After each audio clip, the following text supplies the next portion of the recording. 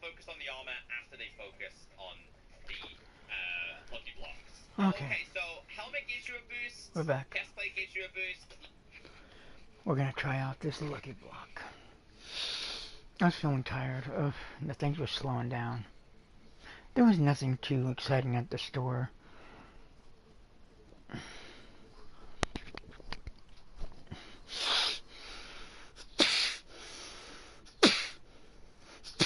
I'm gonna.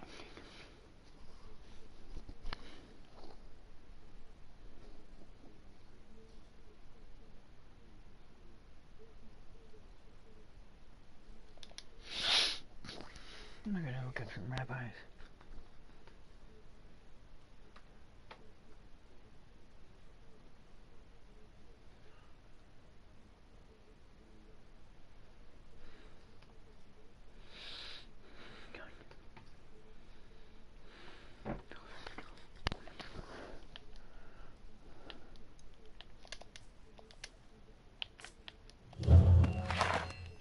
Oh, I love that.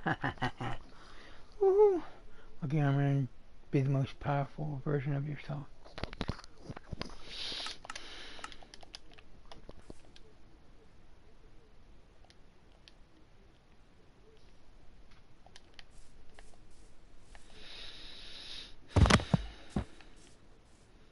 Oh, that's cool.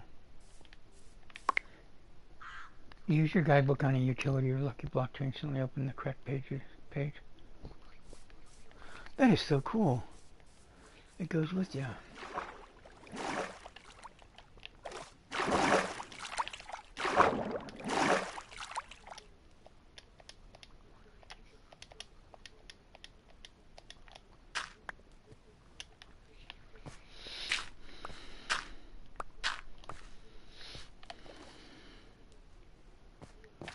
I'll have to continue. We'll build this kingdom later, but hopefully they give us those blocks right there. Those little heavy blocks or whatever the fuck they're called.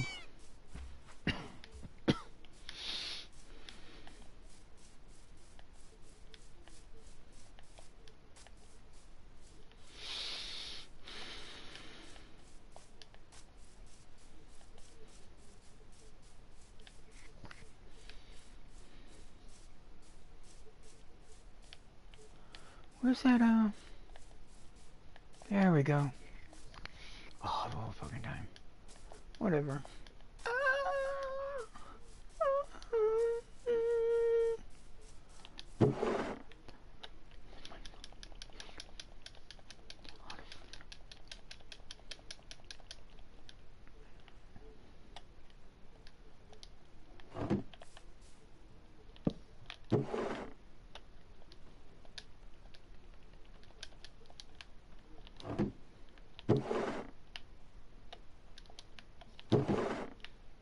And when she left, I could not speak.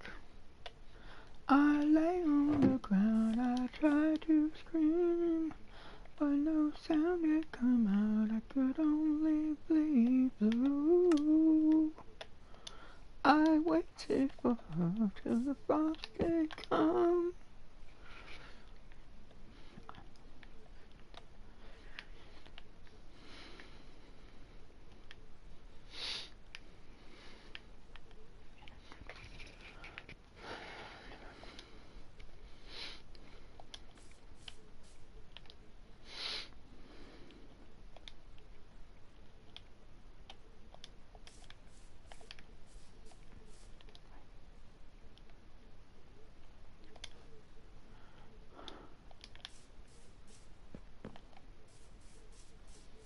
Blue.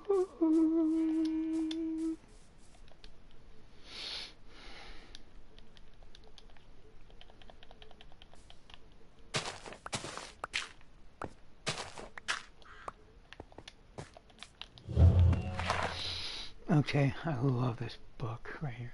Discover a new kind of lucky block. Enhance your survival adventure with unique items, powerful gear, and exciting discoveries. Discover the lucky blocks deep underground. Open them up. Oh, lucky blocks deep underground. So simple. Dude, this is so hyped up.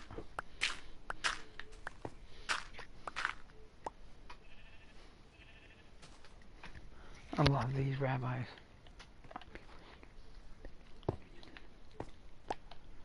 In general. Well, it depends on which layer of observation. On the surface, the truth is going in a very bad direction. But just beneath the surface, it's going in a very good direction. The average person is becoming better. The bad people are becoming badder. Okay. But that's good. That's like sorting things out. The good is becoming better, and the bad is becoming obvious. And when it becomes obvious, it's going to implode.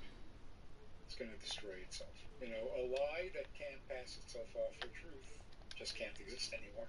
Sure. So when the lie is blatant, it's over. That's good, though. Is there any areas in society where you see this most? I think since COVID, people have become more centered on what is real, what is truly valuable, and many of the assumptions like, how could you live without going to a sport event? How could you live without going shopping? How could you live without going to a movie? We discovered that we can live. Those are not essential in life. But family, I can't stand the suspense. so I gotta we've go really sobered up a lot. down. I'd say matured a lot.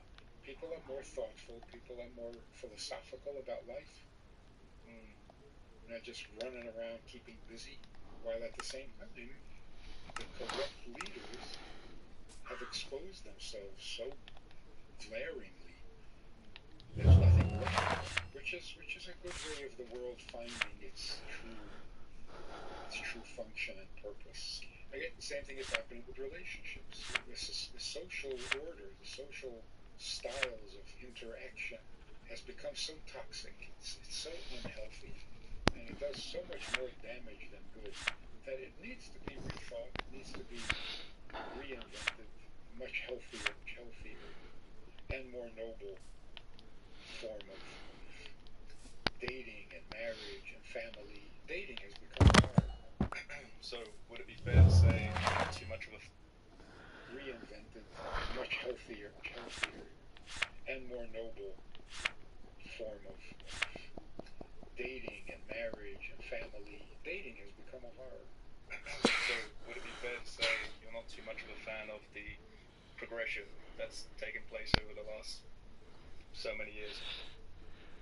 Well, it started off as a promise of better marriages, right? The purpose of dating was to get to understand the opposite gender so that when you come to get married, you make a more informed, a more wiser choice for the marriage. And since then, marriages have gone south. Yeah, to say the least. And why is that? Because dating has become a lifestyle of its own. It doesn't lead to marriage. It leads to a better date. And we've perfected that art. We're very good at dating. And that's what we're left with. So you have a date. It's getting boring. It's getting burdensome. Even sex has become boring. It doesn't bring what it promises to bring. It has become like an obligation, like a religion. You gotta have a date, you gotta have a boyfriend, a girlfriend, whether you like it or not. If you don't like it, don't admit it. Just play the game. Sex has lost its appeal. It's lost its meaning in a lot of ways too. It's become the center of, it's something which is given away, and it used to be something which had to be achieved. It used to be, a great thing for a guy to be deemed worthy enough, right? But now it doesn't seem to be the case. Yeah. It used to be awesome. It is anything but awesome. And that's why in desperation people are looking for alternatives. And that's really twisted. An alternative to sex? We're going to go extinct. What do you mean by alternative? Oh, I don't know. They're looking for other ways of reaching highs or extremes of pleasures. Right. They're killing themselves, basically. Yeah. How toxic can I make my life? Essentially. So, I mean, I'd completely agree with this. I think with modern dating, especially with dating apps, it treats people like you're going shopping. You look at someone like, oh, they've got to be this tall, they've got to have this eye color, and so on. And I think the problem is it makes people focus on the outside rather than what's going on the inside. So, you know, like basic stuff like if you have chemistry with a person, that's just completely forgotten about. And then they try to convince themselves that it's a meaningful relationship. Yeah, exactly. Oh, okay, cool. Meaningful. I mean, so how do you think people should go about picking the right partner for them? All right, let's start at the most basic. The most basic drive that leads to marriage is the discomfort with being alone. We can't stand being alone in the world, and we need a solution for that. And the only solution is marriage. Marriage is the only relationship in which two people actually become one. You can't do that with your parents, no matter how close you are with your parents. At best, you're number 3 because they have each other. And if they don't have each other, that's a whole other set of problems. So you're not one with your mother or father, and you're not really one with your children. The only relationship in where two people become one is marriage. The way that that is achieved is through intimacy. Love is not intimacy, and sex is not intimacy.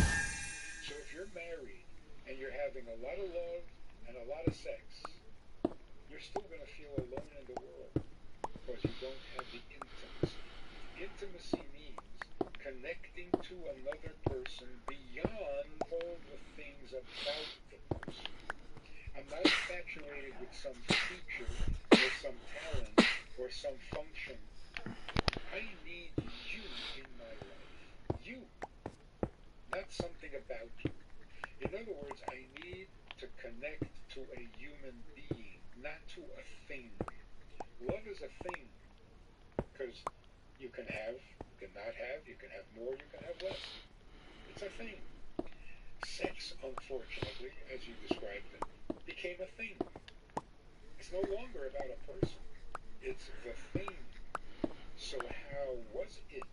That is so vulgar. How was it? Well, there was just me and you. Who's the it? There was me and you, and nothing between us. How did an it get into the bedroom?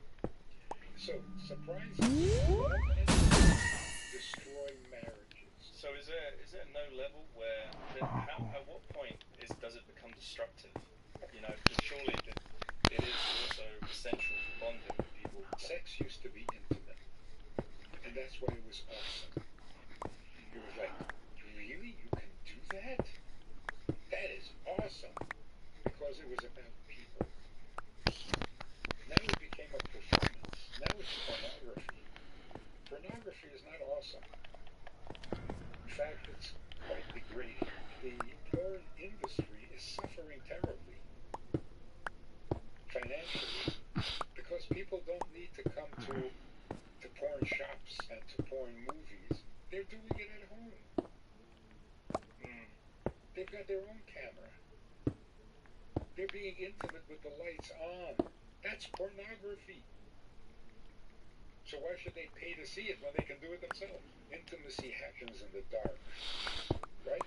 Traditionally, even in the old television shows, when a couple were going to be intimate, they turned off the lamp, fade to black, and you knew they were being intimate.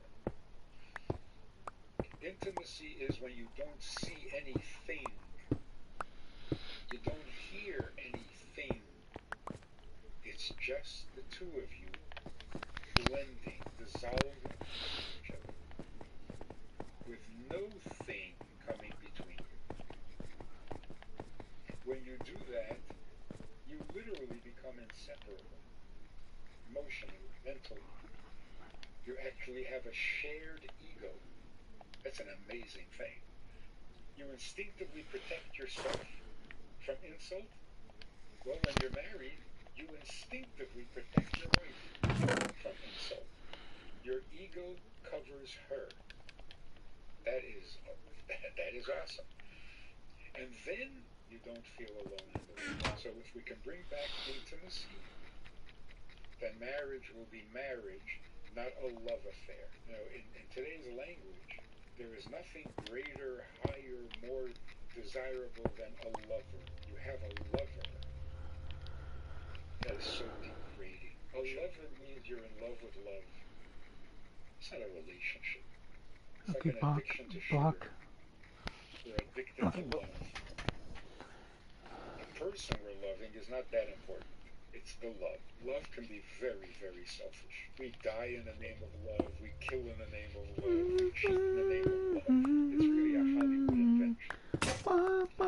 In the name of love. Love is not important. When someone is important, then you ought to love them. But loving them doesn't make them important. So, for example, the brother you hate is more important than the dog you love.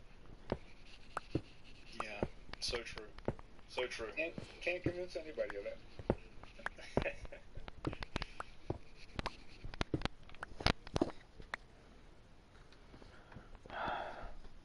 We do actually have a very special announcement. Today's show was incredible, to say the least. As Rabbi Manis Friedman is someone that we've been wanting to talk to for a very long time, and as a special thank you to him, we've included his book down in the description below. Feel free to check it out, The Joy of Intimacy.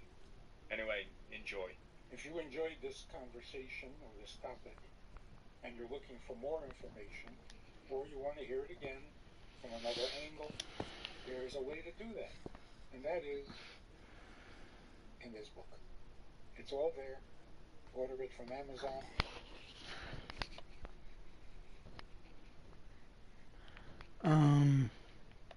In any relationship Dispenser. where there are two parties, two independent parties, the method by which they communicate and get together, come together, involves 3 steps. Thinking, speaking, and doing. I need to go get. Those are the 3 garments of the soul, as they're called in Hasidic. I'm so texts. happy right now in my life. Garments of the soul Because this lucky block. God bless you, Garments 57 Digital. are not connected God to that bless part you. of your body. You wear them as you need them, and then you take them off.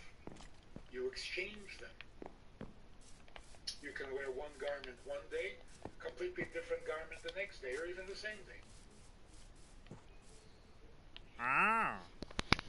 They're called garments, both for their virtues, what makes them really great, even more important than the emotions that they express,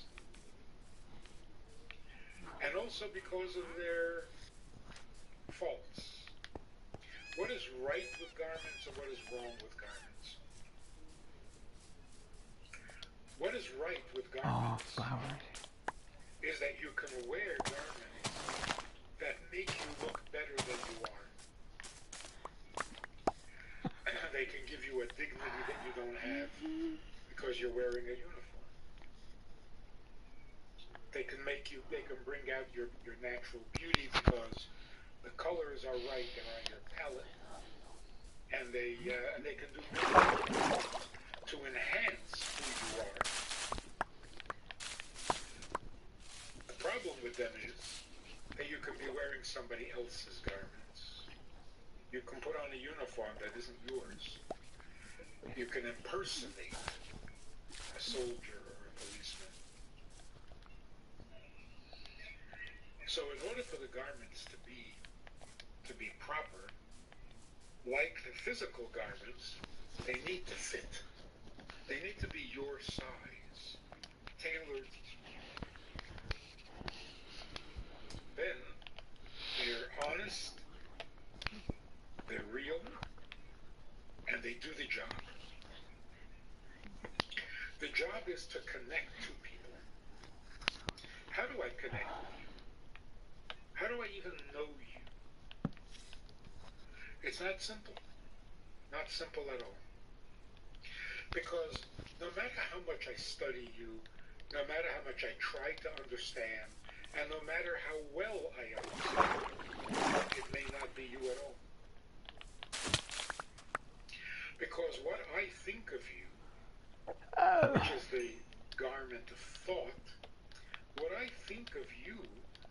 my business, not yours. My thoughts. This is what I think. So spare me the facts. I don't care whether my thoughts are right. It's what I think. It's what I see. It's what appeals to me. So when I'm thinking, I'm talking to myself. So even if I'm thinking of you, but I'm not talking to you, I'm talking to myself. I'm telling myself how you appear to me. Now, it's a beginning. At least I know you exist. Without thought, I wouldn't even know you exist. But do I know who you are? Probably not. Because the way you make sense to me, that's how I will think of you. It's the only way I can think of you. Thought serves me. It's an inner garment. An inner garment is not meant to make an impression on others. The inner garment is for my purposes. So thought, being an inner garment, has two features. First of all, you can't stop thinking. You can stop speaking in the middle of a sentence, in the middle of a word. You change your mind, you don't want to say it. So at the drop of a hat, arbitrarily, you cut off the word. You stop. In actions, certainly, you just stop. It's just a garment. So it's completely detached from you, and therefore you can detach from it. No matter how long you've been talking, at any moment, you can stop talking. No matter how long you've been acting on something, doing some job, digging a well, at any moment you stop. It's not like if you've been doing it for an hour, you can't stop. You got attached. It doesn't get attached. It's a garment. Thought is a little different. It's still a garment, but it's an internal garment, which means you can't not be thinking. Why is it still a garment? Because you can change the subject at will. You can be thinking about one subject for hours and hours and hours and then decide, enough of that, I'm going to think about something else. Or if you're a little ADD, you don't even have to decide. Your thoughts will change every 10 minutes. Like changing a garment. The other feature of thought is that it is silent. No one knows what you're thinking. Like a garment that you're wearing but nobody sees. So the reason that thinking is silent, unexpressed, is because it's meant to serve you, not to serve anyone else. So it's communicating to yourself. Where the mob's at? Oh, here we go. People say, I dress in order to express myself. Not really. Ooh, I could put that on the expressing yourself to others, it's not yourself anymore. I could block on that one stranded Arctic map. Yourself. In privacy. In what is not said. I love these flowers. Little dandelions. So you think of it this way. We are two separate beings. We have separate drives, separate sensations. I don't feel when you're cold, away in the end. So I don't know what you're feeling. You could have it all my empire of dirt. I will let you down. I never think I will make you hurt. experiences are not only independent of me, but they're a little surprising to me. Because I don't have those feelings. At least not the way you do. So how is this ever going to be bridged?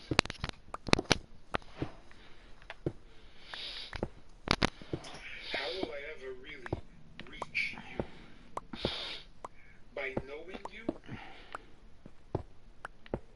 I'm never sure that what I know about you is really you.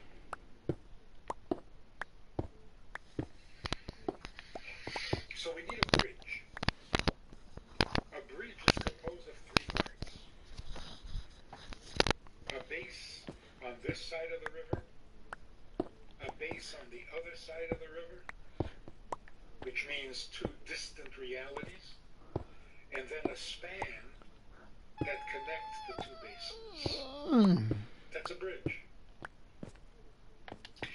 If you know the letter Hey, the Hebrew letter Hey, the way it's written, it has a horizontal line that flows downward into a leg on the right side. So the horizontal line, continuous, uninterrupted, flows downward into a vertical line, which is its right leg. But then it looks like a dalet, the letter dalet, or the letter resh. In order for it to become a hey, you have to add a second leg, because a hey has two legs.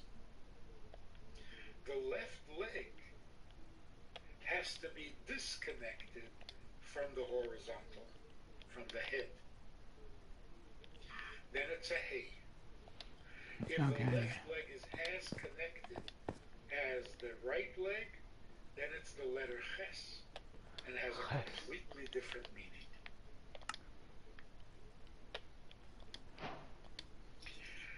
Like in the word matzah, you have the letter mem and tzadik, and then the hey. The opposite of matzah is chametz, the leaven, what is forbidden. It also has a mem and it also has a tzadik. The difference is in the third letter.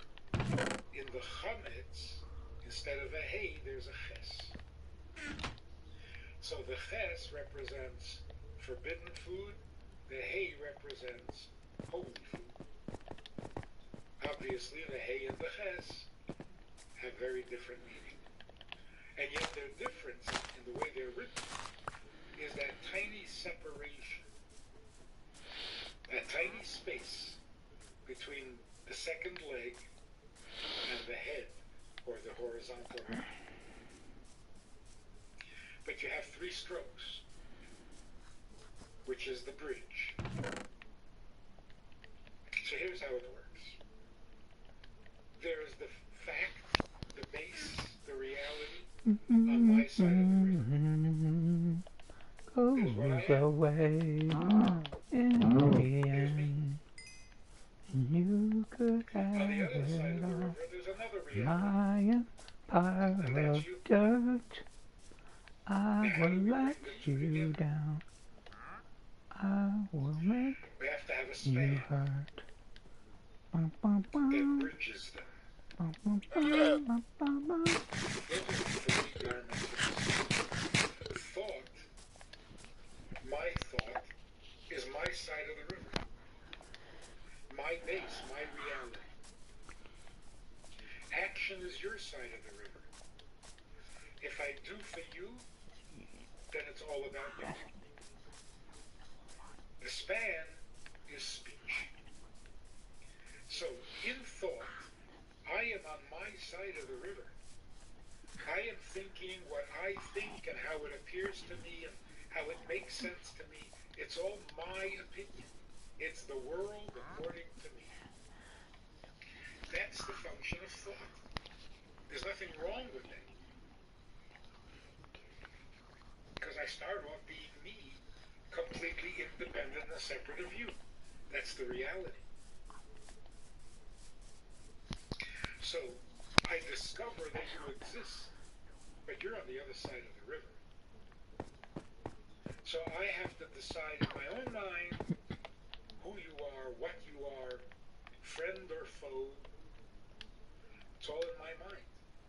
You fooker.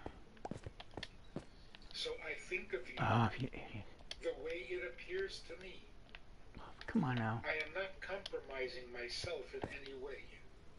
Oh, I gotta go I'm here. not stepping out of my reality at all. I'm indulging myself, but in the awareness of you.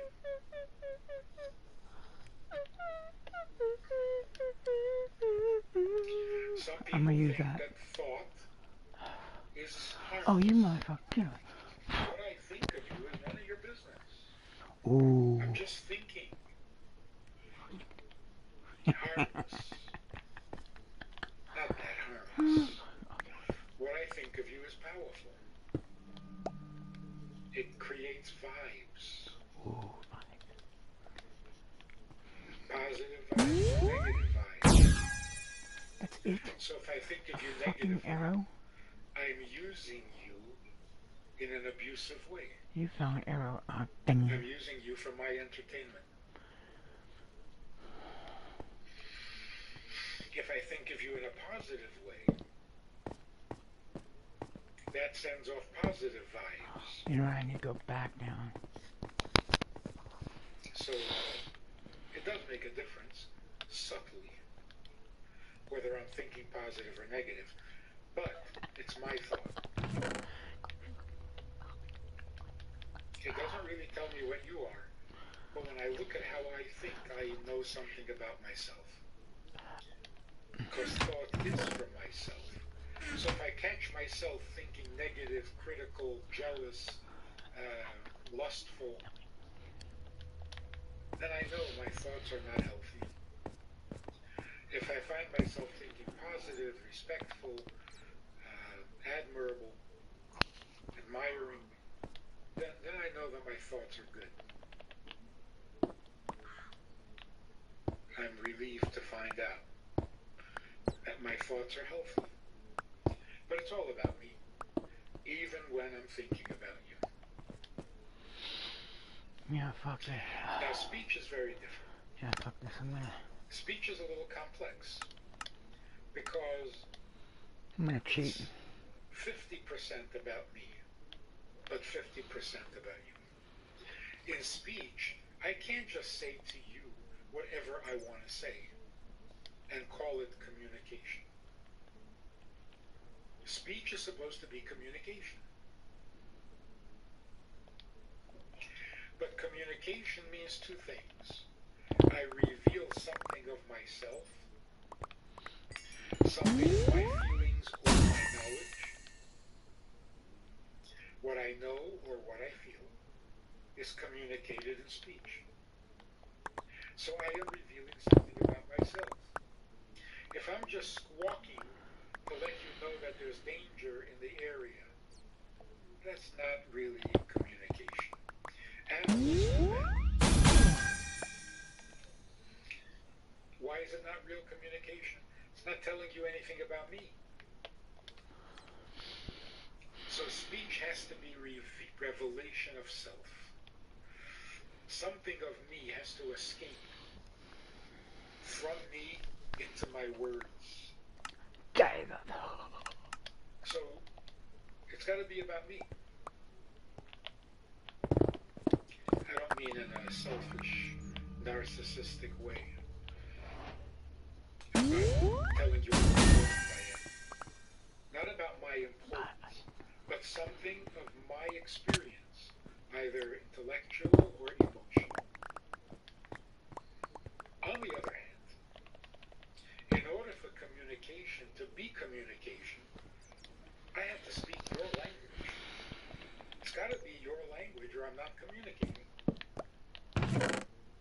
So if I decide to tell you something really significant about me, but I say it in Yiddish, I am not communicating because you don't speak Yiddish. So I have to step out of my reality and make concessions, so to speak, to your reality. even when I'm speaking your language, I have to say things in a way that makes sense to you. If I can't make sense to you, then I'm not communicating. So yes, it's about me. That's real communication. But it has to be your way, your language, and in a way that makes sense to you. Because very often you hear somebody speaking English and you have no idea what in the world he's saying.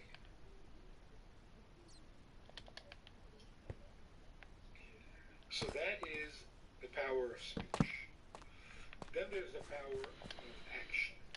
The power of action is your side of the river. It's not 50% me, 50% you. It's all you. So thought is all me. Speech, 50% you. Action, 100% you. Like in the classical example of a couple, 100% you. Like in the classical example of a couple who are not getting along. She says, he's not there for me. He says, I'm the best husband anyone could ever want. She asked for a flower on the table. He bought a dozen. He says, you see, I'm a great husband. She says, you see, he's not there for me. When I ask for one flower, he comes up with a better idea. Yeah, Why exactly. just one? Let's have a dozen. It's never about me. It's always about him. Yeah, that's deep. See, this is tricky. He is convinced that he heard his wife. She wanted a flower. He brought flowers. What could possibly be wrong with that? He went beyond the call of duty. He went beyond what she wanted and asked for. He got a dozen. Now, once in a while, that could be nice. But if you do this consistently, it's very frustrating. Every time the wife has a suggestion, he has a better one. Doesn't hear her. To him, one flower is not satisfying. A dozen feels like something. So he brings a dozen. She doesn't want a dozen.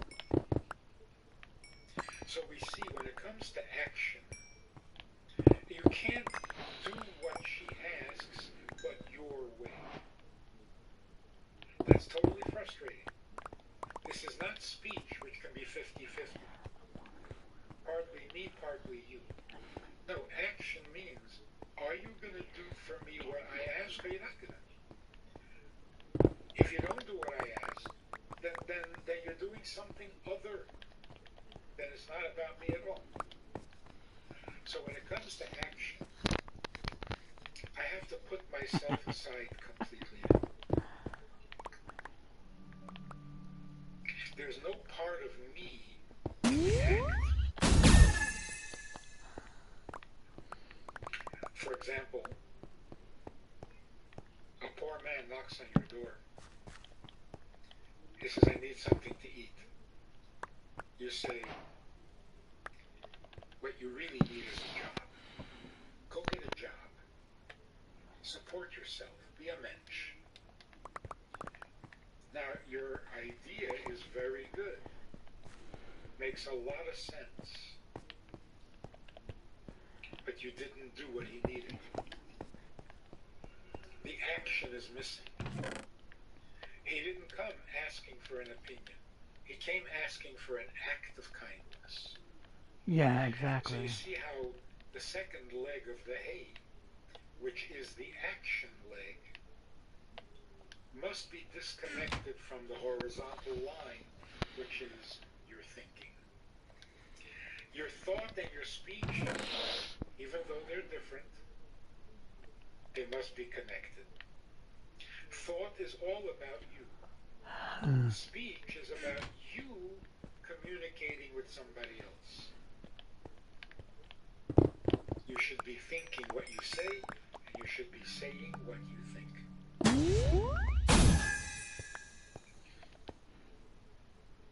If there's a distance or a separation, even a crack between the ink of the horizontal line and the ink of the right leg, the letter is invalid. So the right leg must be connected. The left leg, the action, the deed, must be disconnected. It's got to be all about the recipient, not about you at all. Exactly. That's what completes the bridge, the connection between two beings. Now, when it comes to serving God, these three faculties, or these three garments, take additional significance. Oh, we got some What wing. I think of God. What I think of God is important to me.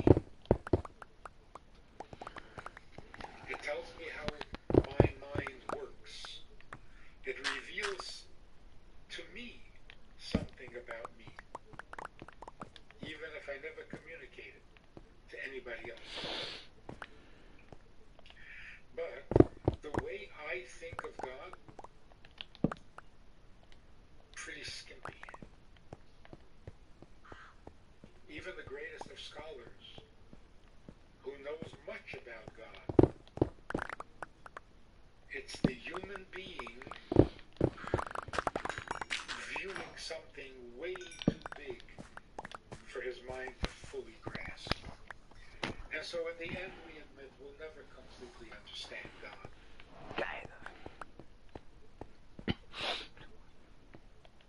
Because although we think about it, and we have some pretty good ideas, but that's how he appears to us. Don't know if that's really the truth of him. So what we really know about God is what he tells us. If he says it's true, then I know it's true. But my thoughts can't take me there, because that's just my opinion of God. Like the God I created in my image. That's why God had to speak at Mount Sinai. He had to reveal himself in order for us to know him. So when I think of God, that's good for my soul. It's good for me to have thoughts of God, to have an image, a picture, an understanding of what God is, who God is. Then there's speech. I speak to God. I express myself. I pray to him. Not to get stuff. I pray to him to express myself in his language. Communicate.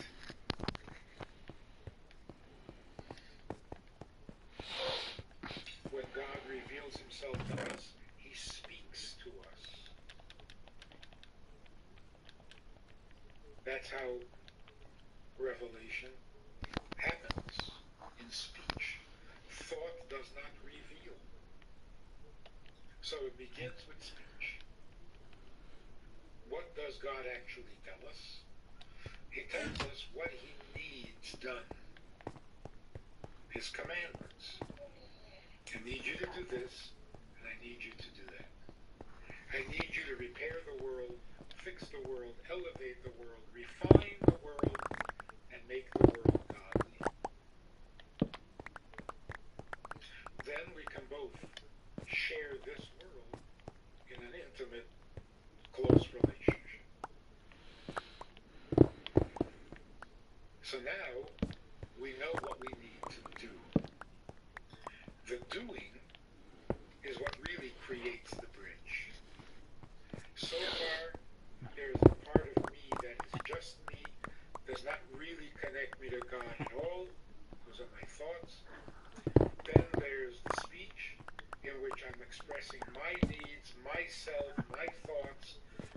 feelings about God. But that's only 50% me. It's not all of me. And it's only 50% you. It's not all of you. That's how speech works. So it's an amazing thing to be able to speak Ooh, God's apple. language, to be able to say His words. That's really a profound experience in itself, which is the experience of true prayer. And although we're using words that are not even our own, but they're His words, so it's really good communication. Only when it comes to action, when I do the mitzvah, I have crossed the bridge. I have crossed the river. I am now on His side completely. Because when it comes to action, it's all Him. When I put on tefillin, for example, there's no part of that that is about me. None. It's His mitzvah. And when we say His mitzvah, we mean the power of the act, the power of the deed.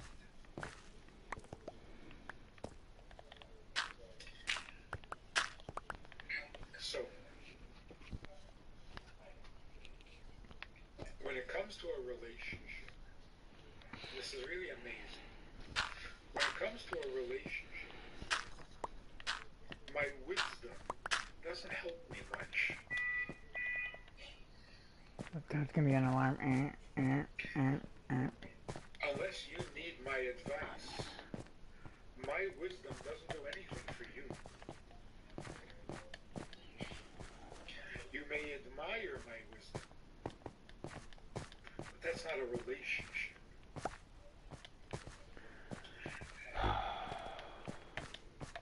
My love, my compassion, all of my emotions don't do much for you. They're my emotions. I'm in love. I am feeling compassion. Yes, I'm in love with you. But that's me.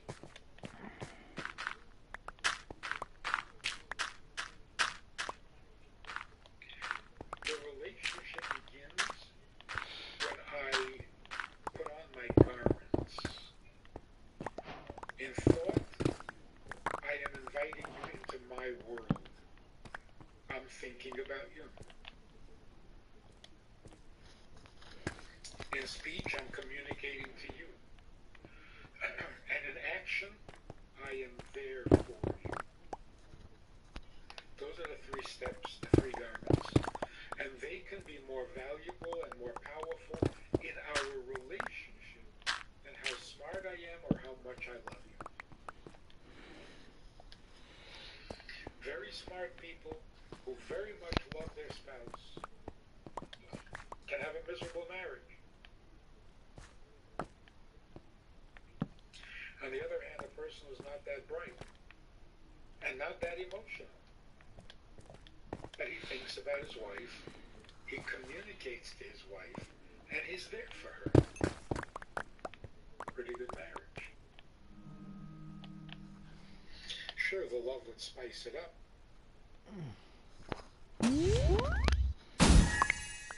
But it's a good marriage. There's a relationship there that can be spiced up. But the love without the garment is just a spice and there's nothing to put it on.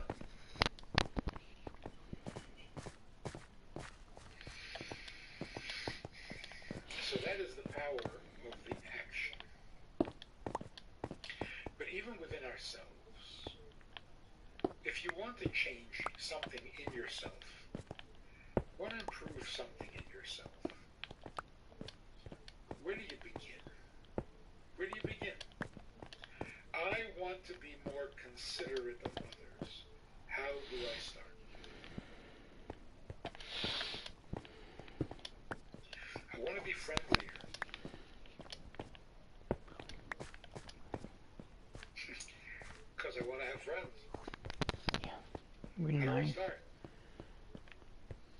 want to be more responsible. I've been reckless. Need to be more responsible. How do I begin?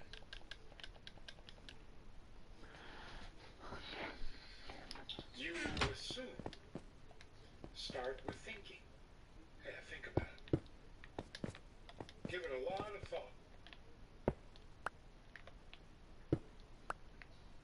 Until you're thoroughly convinced that you really do need to become friendlier, more responsible, or more compassionate. And then talk about it. Talk about it to a therapist. Talk about it to your friends, to your spouse. Talk about it. You want to be friendlier? Say friendly things. You want to be more responsible? Speak responsibly.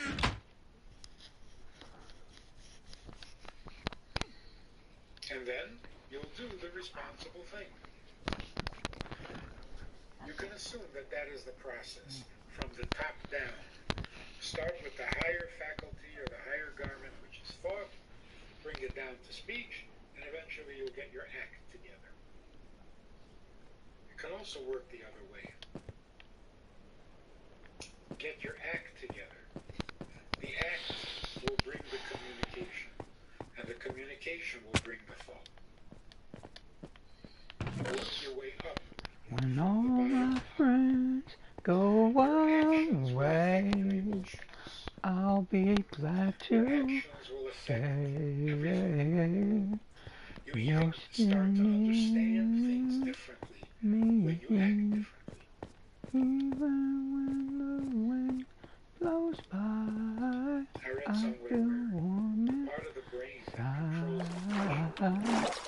sadness You're or so depression lovely. is the same part of the brain that controls hand activity. Ooh, every time I So if you do feel handy you're work, gone. it can protect you from a depression, even get you out of a depression. Oh, hold on. I can hear that part. Controls depression.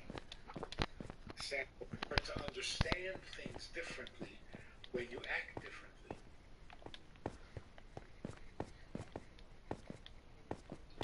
I read somewhere where the part of the brain that controls depression, sadness or depression, is the same part of the brain that controls hand activity. So if you do handy work, it can protect you from a depression, even get you out of a depression. You need to work with your hands in order to get yourself out of your head. Handle. So Where you the can depression handle sits. the depression. So action can have an effect on the brain. I need One of our you. teachers once said, Don't I went to a doctor complaining about headaches, and after examining me, he said, your shoes are too tight, and survive. that's causing your headache. He thought that was amazing. If your shoes are tight, it can affect your head. In other words, if your actions, the feet are action, if your actions are not correct, then your head is off. If your actions are correct, your head is on right. So you can start from the action, and that will affect the more subtle or higher parts of yourself. Simple example. Do you give charity in order to become a more generous person? Or should you be a more generous person so that you will give charity? What is the project? What's the end goal? To make you a better person or to make sure that nobody goes hungry? So giving charity doesn't mean ennoble your character. It means somebody needs to eat. Give him some food. It's not about you. Hustled way back, first generation of Chabad teachings, came to the first Chabad Rebbe, the author of he said, something's bothering me. Oh, don't tell me you did. I give a lot of charity. He was a wealthy man back in Russia. He says, I give a lot of charity, a lot of hospitality. There are people in my house all the time. I feed them well. My problem is, how can I ever be sure that all this generosity is sincere? How do I know I'm sincere? How do I know I'm not doing it for some ulterior motive, some hidden motive? It's a pretty sensitive person to ask a question like that. Most people would just be very proud of themselves and content, knowing that they do good. This man was bothered. Am I sincere?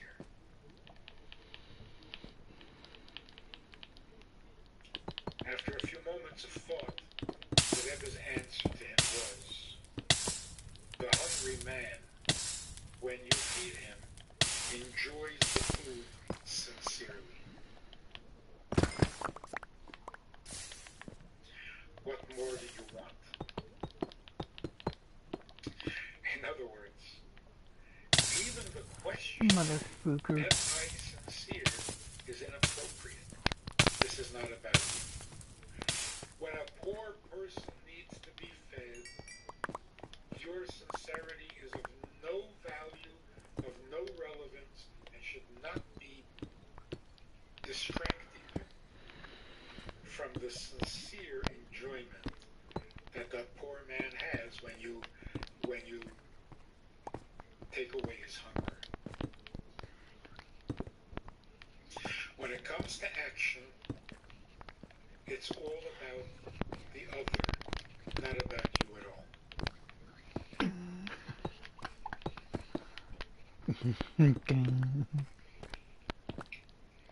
So what would be the ultimate act of charity? A poor man comes to your kitchen, to your house. He's hungry. He asks you for some soup. You say, sure. You're a good man. Not going to turn him away. Guy needs a little soup. You give him some soup. But the ultimate in action would be if you would ask him, what soup would you prefer? What's your favorite soup? Because this is all about you, not about me. So on a simple level, if I say, the guy says, I need some soup. And I say, oh, I happen to have some potato soup. That's what I happen to have, so that's what you're going to get. Oh. Pretty decent. But how much more beautiful is it when you say, well, which soup would you prefer? Whatever it is, I'll get you some. I'll cook it up. Oh. In other words, since I'm doing it for you, it should be all about you. All your way, not my way.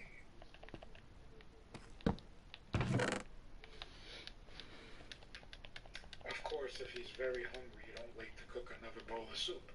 You give him whatever's ready. But not because that's what you have. Because it's not about you. There's a very profound story here. The man is trying to be sincere. The man is trying to do his mitzvah in the best and finest fashion. And the Rebbe says to him, your sincerity is of no interest right now.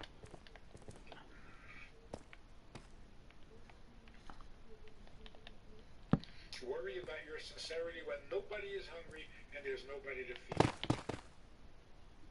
In other words, when there is no need for action. Then you can live in the world of thought and examine your motives and think about your sincerity and improve. If there are ulterior motives, get rid of them. Sure. Self-improvement is always a good thing. But not when an action needs to happen. When it comes to action, your thoughts, your opinions, your feelings, even your sincerity of no significance compared to the deed that needs to get done. Oh. That's the great equalizer. When the simple Oh, man, you're gonna take that, Denzel? unlearned, sincerely, out of simplicity, gives somebody some charity, the act is as great, as perfect, as the act of charity performed by the greatest chacham, Jerry, Jerry, Jerry. He said, haha. is the same. He's degrading you. Haha. They each may be experiencing it differently, but in the act they are the same.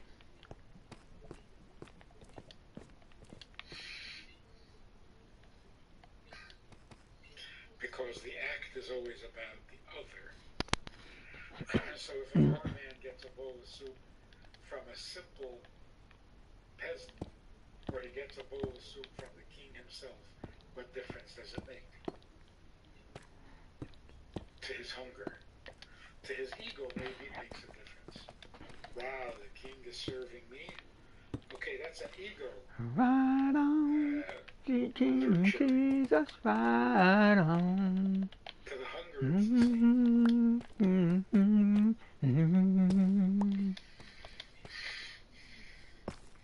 When the Rebbe was a young boy, just after his 3rd birthday, he was wearing his new kippah. And it was a hot day back in Russia. And a man walked by, a Jewish man who had drifted from Jewish observance. And he said to the boy, to the Rebbe, "It's so hot, and you're wearing this big yarmulke, this big kippah. It's too hot, take it off." The Rebbe said, "You're not allowed." So the man said, "It's okay. I'll take the sin on my account. I'll take responsibility for the sin." Oh, you know, I didn't even need to do that, duh. And this young child said to him, "What difference does it make who does the sin?"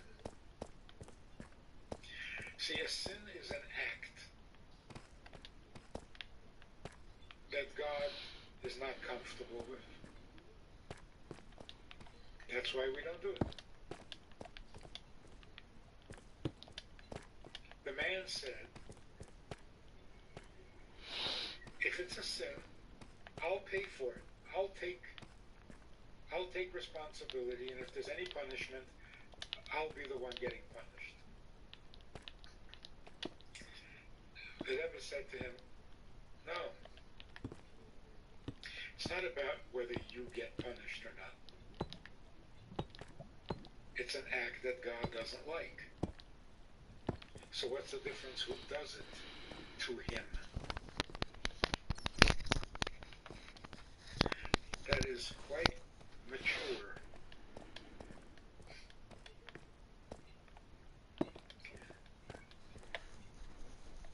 If you're talking about sinful thoughts really has more to do with me than anybody else. Because I'm corrupting myself. I'm taking myself to some not nice places. Now what will I become? What will that do to me? Even in speech, I am speaking vulgar. I'm speaking nasty. It's a very strong reflection on me. What is happening to me? What am I becoming when I speak threateningly or vulgarly? But when it comes to action, you got to get yourself completely out of the way. If what you're doing is wrong, you are wronging somebody, and that's the only thing you should be concerned with. Yes, you're corrupting yourself too. If you're robbing banks, what are you becoming? A bank robber. But that is so insignificant compared to the fact that you're depriving people of their money. So it's really all about the other person, not about yourself. That's the beauty of action. Action is that final step that takes me away from my side of the river and completely into your side of the river. I am here for you. So when we do a mitzvah, or refrain from doing a sin, whether I'm putting on the tefillin or not working on Shabbos, that's an act. It's all about Him. It's all about God, who gave me the mitzvah, who asked for this act. So here's the beauty of it. When God presented the Torah to other nations, the Medrash tells us, the other nations asked some questions and God said, never mind, it's not for you. When God offered the Torah to our ancestors, to the Jewish people, right after they came out of Egypt, were brought out of Egypt, our ancestors said, we will do and we will hear. First we'll do it, yes. And then we will study it so that we know how to do it properly. So what was their first reaction? Was, yes, we'll do it. Where did that come from? What inspired that answer? And what did the other nations do that was wrong? They asked some questions. Kind of makes sense. Before you sign on the dotted line, find out what you're committing to. See, because when God came and said, I have commandments, the nations rationally asked, what kind of commandments? What's a commandment? Very rational question. But when they asked that question, God said, never mind, you blew it. When God came to our ancestors and said, I have commandments, the first thought that occurred to our ancestors was, He's the commander. It's His commandment. He's the commander. Well, if they're His commandments, then my answer is yes. I don't care what the commandments are. Once I know who the commander is, I have no further questions. So if they're your commandment, yes, I'll do them. Now, what's a commandment? What are your commandments? So what did we say yes to? Not the commandment, the commander. We said yes to Him. If they're your mitzvahs, I'm there for you. Obviously, if I'm there for you, whatever it is you need, that's what I'm going to do. You need tefillin? Fine. I'll get the tefillin. Frankly, I'm not sure what tefillin are and why you would do that and what meaning it has, but I don't care. I'm doing it for you, not for me. That's why in some way, the mitzvahs from which I get no benefit whatsoever, no satisfaction whatsoever, those are the greatest. Because that's all for Him.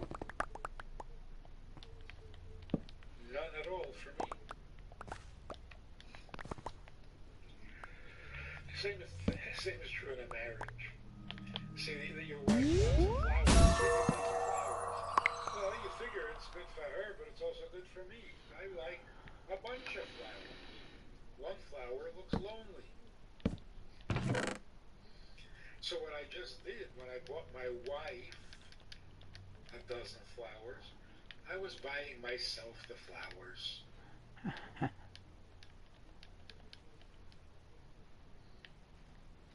I was entertaining and satisfying myself.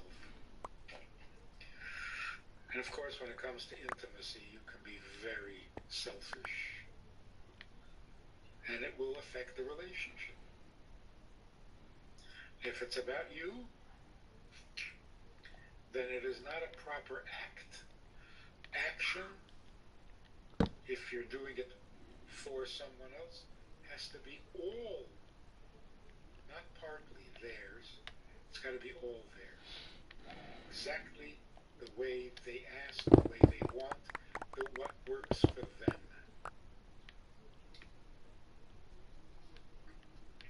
So we want to create a oneness, certainly with God. The whole purpose of all the commandments is to become one with Him. He keeps Shabbos, you keep Shabbos with Him. He is generous and feeds many of the poor, you feed the rest. Join Him.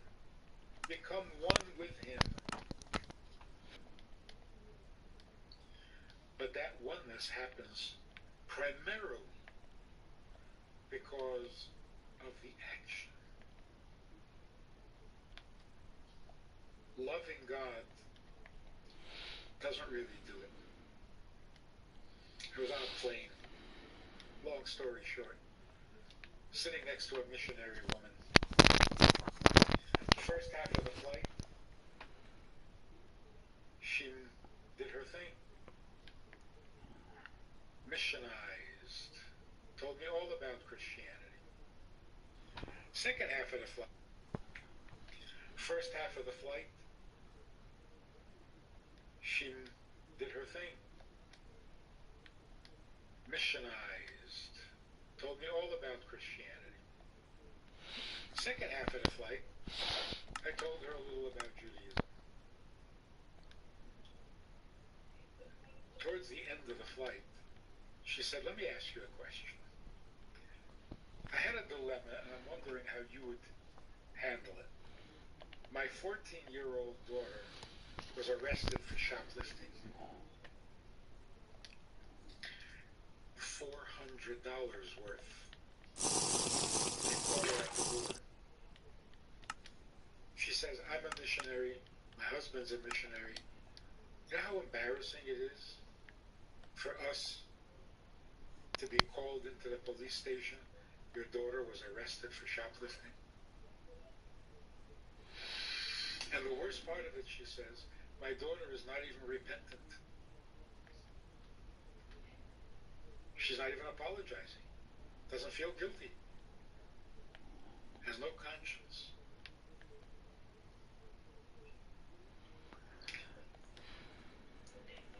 So I said,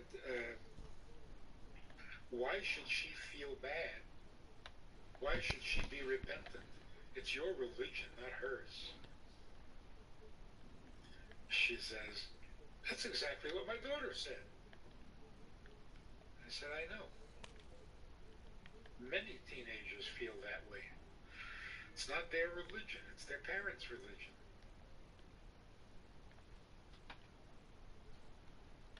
So I asked her, did you ever tell your daughter that God objects to stealing? God doesn't want her to steal. Did you ever tell her that? She said, oh, we don't speak like that. We don't talk in terms of commandments and laws. We taught her to love God.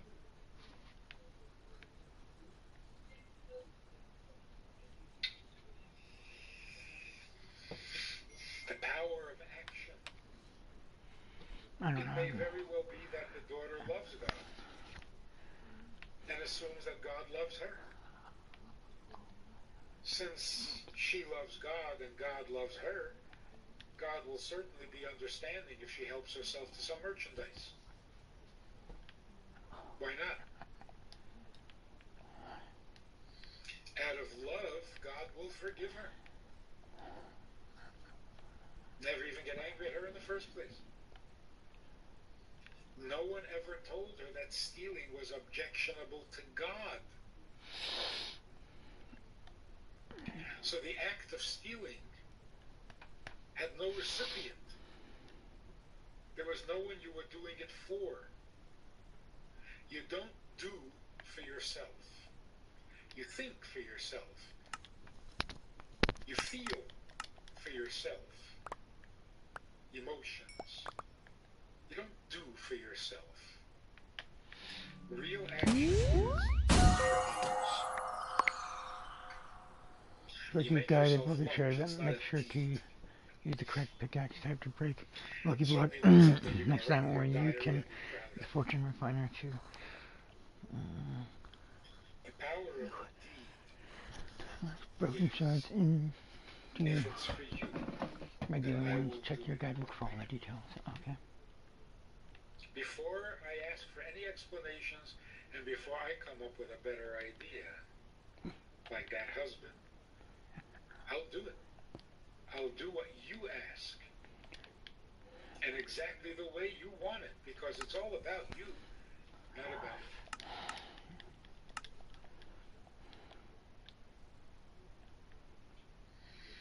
One final thought. Adam and Eve were created in the Garden of Eden, and they were immortal. Only when they ate from the tree of knowledge did they become mortal. Now, God creates human beings who will live forever. And he gives them commandments.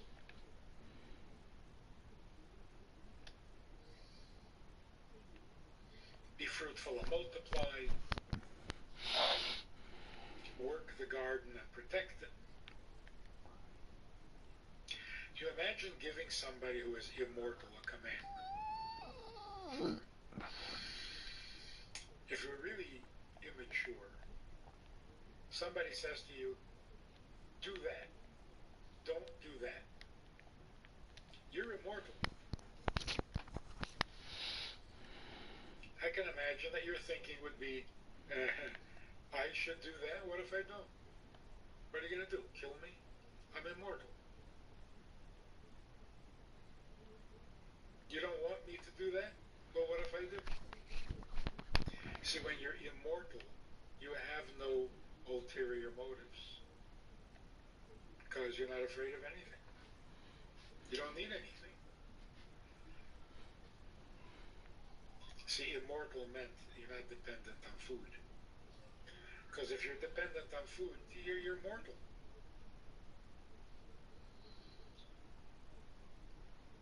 Just a question of what's going to make you die. But if you're dependent on food, you're already mortal. So when they were immortal means they didn't have to drink, they didn't have to eat, they were going to live forever without any provisions. So what was the threat? There's no threat.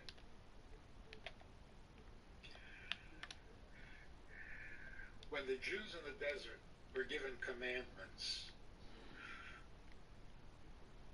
it was like in the Garden of Eden. They had no fears. There were no threats. God had just taken them out of Egypt, performed wonders, marvelous miracles for them, pretty heady stuff. Split the sea for them, spoke to them face to face. And yet when God said, these are my commandments, they said, sure. No questions. Because although I have no reason to do them, because I'm content being the way I am, but if they mean something to you, Come on, you guys. I gotta go get some hot water. I'll be right back. Come on.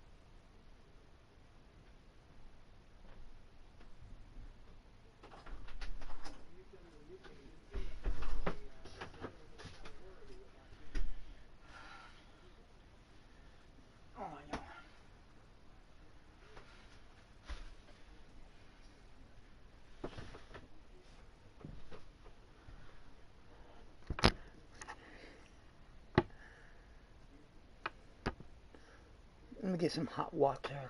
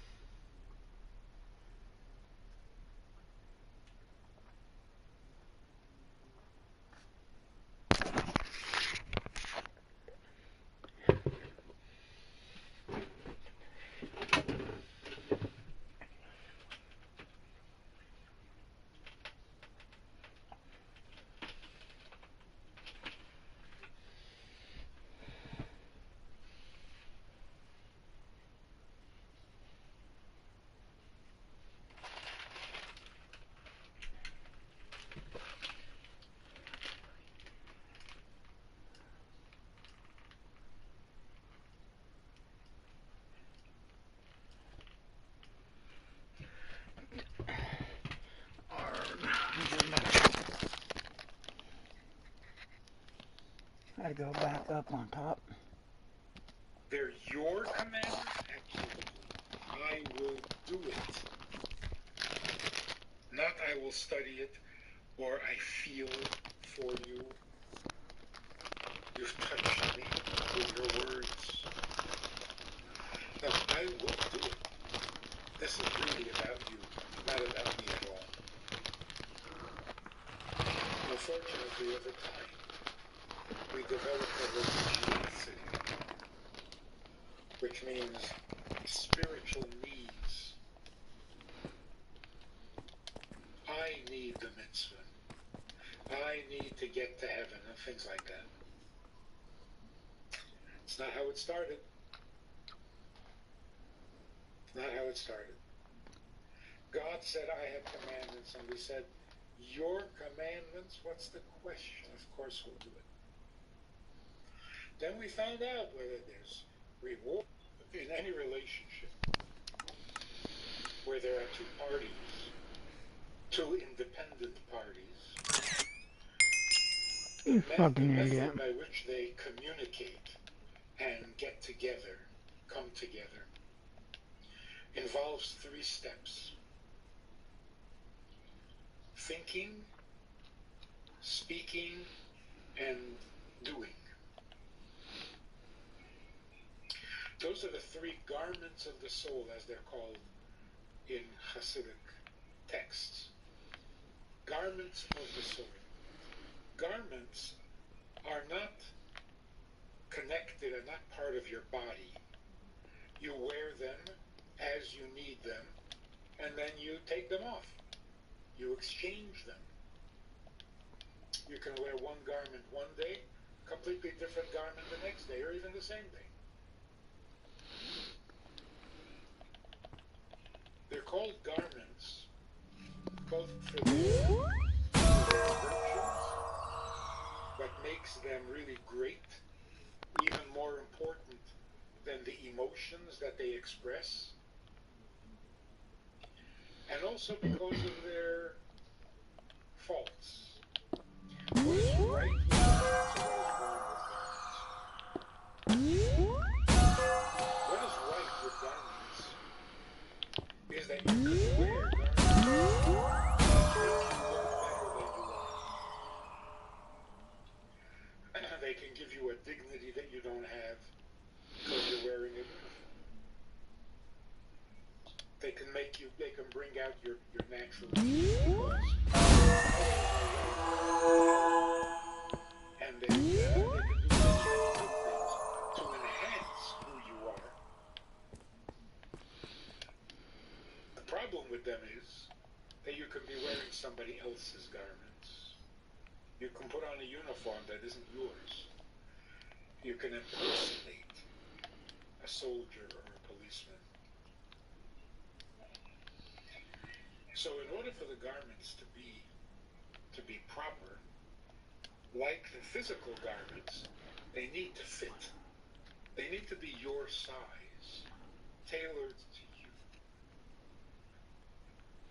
Then they're honest, they're real, and they do the job.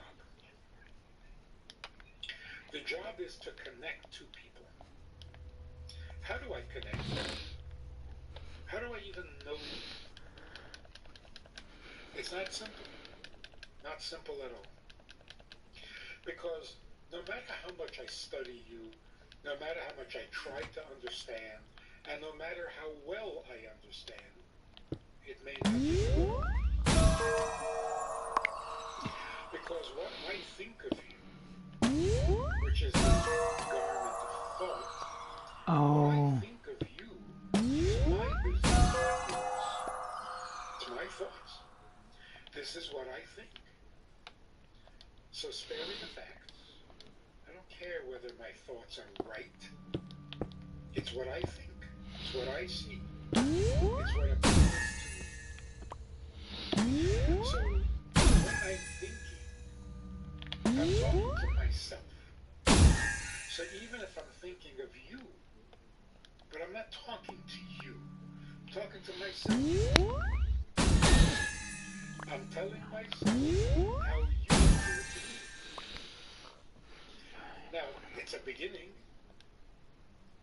At least I know you exist. Without thought, I wouldn't even know you exist. But do I know who you are? Probably not. How the fuck are you gonna give me Because all the way you make sense to me, that's how I will think of you. Oh, not you It's the too. only way I can think of you. Thoughts, it's an inner garment. An inner garment is not meant to make an impression on others. The inner garment is for my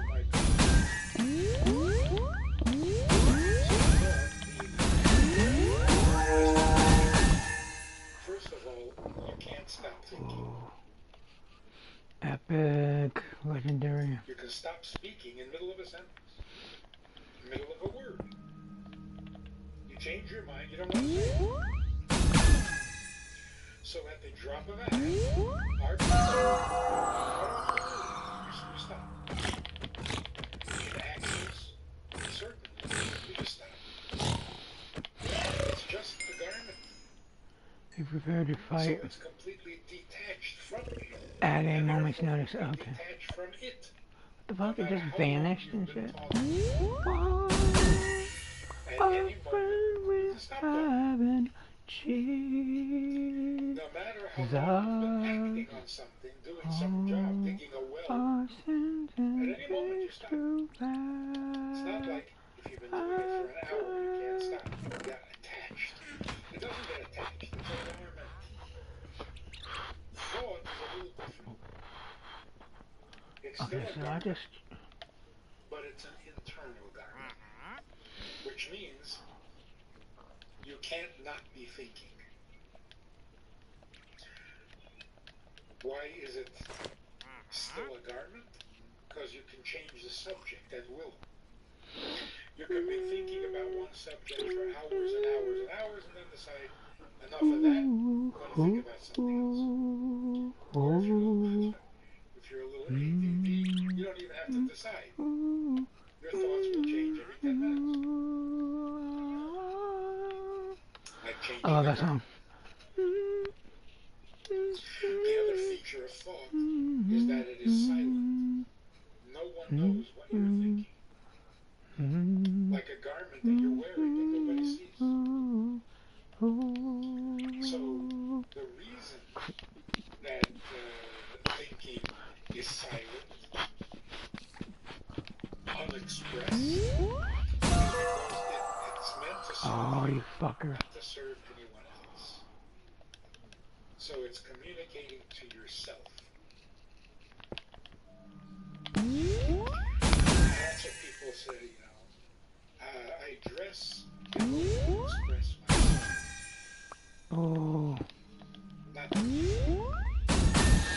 because as soon as you're expressing yourself to others, Oh, this is so it's cool. not yourself anymore. The only time you really express yourself is to yourself. Or fungus on a stick. In privacy. In what is not said. Bundles. So you think of it this way. We are two separate beings. We have separate drive, separate sensations. I don't feel when you're cold. You don't feel when I'm hungry. I don't know if you're angry unless you tell me. So I don't know what you're feeling. I don't know what you're sensing. I don't know what's going on with you. And often I'm surprised when I find out. Because why would you do that? I never think that. I never feel that. So your experiences are not only independent of me, but they're a little surprising to me.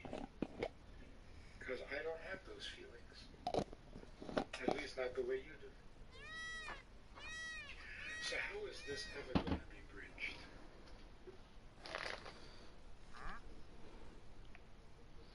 How will I ever really reach you? By knowing you? I'm never sure that what I know about you is really you.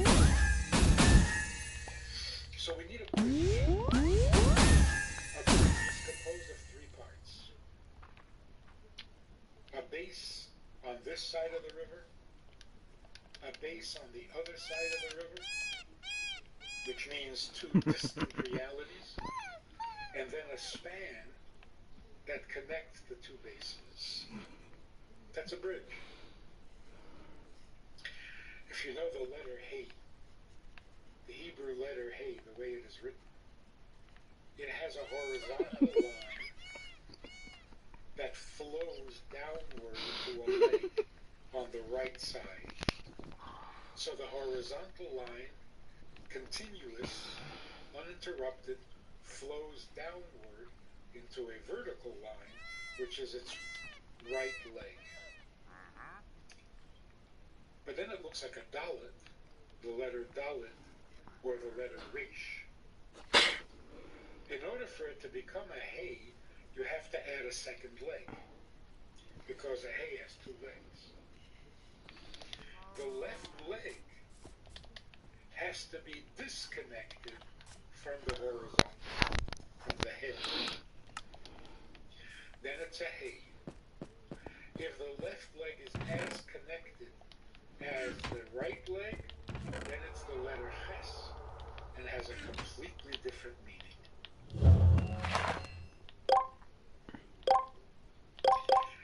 Like in the word matzah, Really? you have the letter mem and tzadik, and then the hey. The opposite I of hope your world matzah is changes. chametz, the leaven, what is forbidden on Pesach. Your utility blocks allow you to harness crystal energy. The difference is in the third Oh. leg. In the While the camera chametz, and be the instead of a hey, there's a ches. Are you craving So the something ches fresh and exciting? represents forbidden food. How The will hey these blocks look in represents your wall? food. Evolve style Obviously, evolved. the hey and the ches Classic looks retro but works have like very evolved. different meaning. It And makes yet you their feel all difference in the way they're written is that tiny separation, the tiny space between the second leg and the head, or the horizontal line. But you have three strokes, which is the bridge. So here's how it works.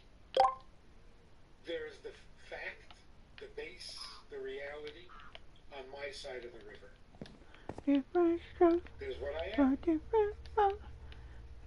There's me. On the other side of the river, there's God, I another miss those songs. and that's you. Now, how do we bring the two together?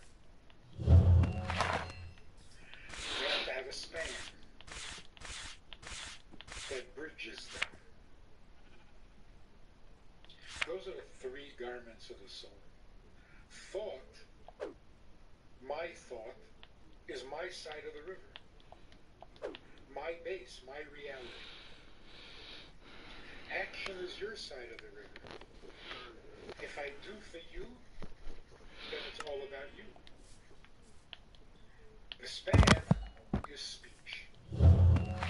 So, in thought, I am on my side of the river.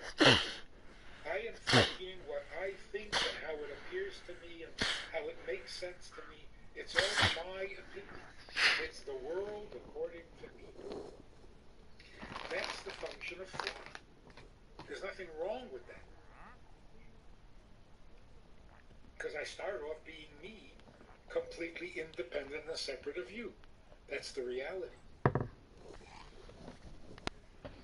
So, I discover that you exist, but you're on the other side of the river. So I have to decide in my own mind who you are, what you are, friend or foe. It's all in my mind. So I think of you the way it appears to me. I am not compromising myself in any way. I'm not stepping out of my reality at all. I'm indulging myself, but in the awareness of you.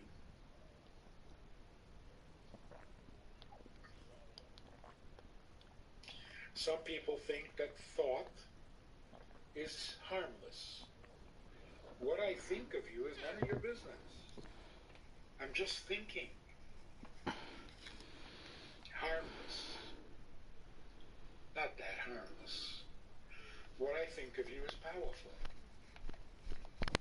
It creates vibes. Blocks will drop better. Use fortune frames to unlock Positive vibes or the negative next tier of vibes. Lucky Block. Use So fortune if I think frames. of you negatively, I'm using you in an abusive way. I'm using you for my entertainment. If I think of you in a positive way, that sends off positive vibes. Fortune frames. Wait, higher tier Lucky Blocks will drop So, better. It does make a difference Use fortune frames to unlock the next tier of Lucky whether I'm Blocks. thinking positive or negative. But it's my thought. It doesn't really tell me what you are. But when I look at how I think, I know something about myself. Because thought is from myself. So if I catch myself thinking negative, critical, jealous, lustful, then I know my thoughts are not healthy. If I find myself thinking positive, respectful, admirable, admiring, then I know that my thoughts are good. I'm relieved to find out that my thoughts are healthy. But it's all about me. Even when I'm As thinking well as about useful Lucky Blocks also drop Lucky Shards. But Now, speech is very different.